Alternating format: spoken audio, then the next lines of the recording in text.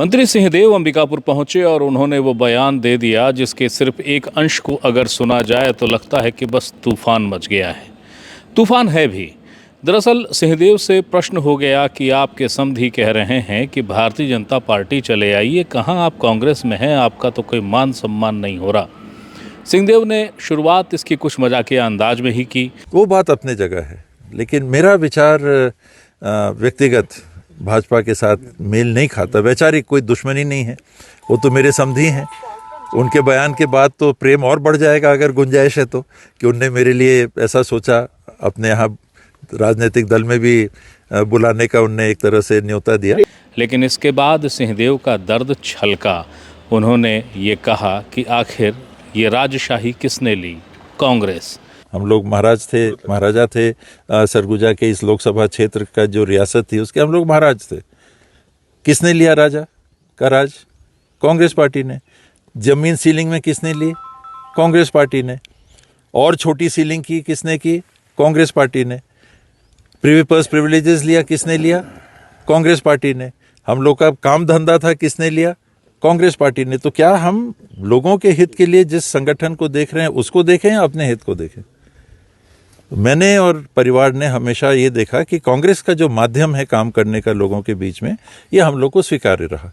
लेकिन सिंहदेव ने इसके आगे कह दिया कि अब ऐसा लगता है कि कांग्रेस का हाथ न सर पर है न कांधे पर है। अभी कुछ दिनों से जरूर ऐसा लगता है कि जितना सर पे हाथ या कंधे पे हाथ होना चाहिए वो महसूस नहीं हो रहा, पर वो अपने जगह की बात है। बावजूद इसके मेरा व्यक्तिगत जो विचार है वो भाजपा में सम्मिलित होने का कभी नहीं हो सकता। व्यक्तिगत घर के लोग क्या करेंगे मैं नहीं जानता, बाकी लोग क्या करते हैं ये मैं नहीं कह सकता, लेकिन मैं भाजपा के मंच से अपने जीवन काल में प्रचार करता हुआ नहीं दिखूंगा। सिंहदेव ने यह भी दावा किया है कि कांग्रेस फिर लौटेगी, लेकिन जिन्हें कुछ मसाला तलाशना है उनके लिए सिंहदेव की बात में एक और बात है।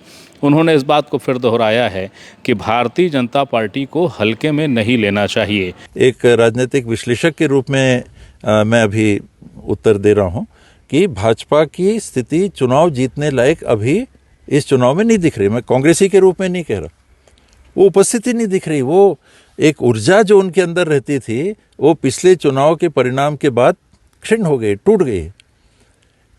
तो वो अपने जगह की स्थिति है, लेकिन क्या वो कमजोर हैं, वो गायब हो गए हैं ही नहीं फील्ड में? ये कांग्रेस को कभी नहीं सोचना चाहिए। वो भी वक्त भी है विधानसभा, और यही भाजपा को कांग्रेस के लिए राष्ट्रीय परिप्रेक्ष्य में कभी नहीं सोचना चाहिए। एक बार नहीं, उन्होंने अपनी इस पूरी बातचीत में कम से कम 3 बार कहा है कि कांग्रेस वो नहीं छोड़ सकते, किसी सूरत में नहीं छोड़ सकते। लेकिन सियासत में सिंहदेव के बयान के मायने निकलेंगे, निकाले भी जाने चाहिए। वो नाराज़ हैं, छुपा हुआ कोई तथ्य नहीं है। वो उपेक्षित किए जाते हैं, इसमें कोई नई बात नहीं है। वो अपमानित भी किए जाते हैं, ये भी सब जानते हैं।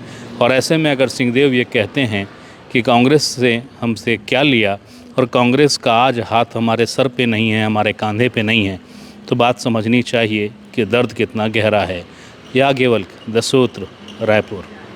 द सूत्र की खबरों को देखने के लिए प्ले स्टोर और एप्पल स्टोर से डाउनलोड करें हमारा ऐप द सूत्र। आप हमारी खबरें theसूत्र.com पर भी देख सकते हैं। Social media platforms Twitter, Facebook और इंस्टाग्राम पर भी हमें फॉलो कर सकते हैं। साथ ही यूट्यूब पर भी हमें सब्सक्राइब करें।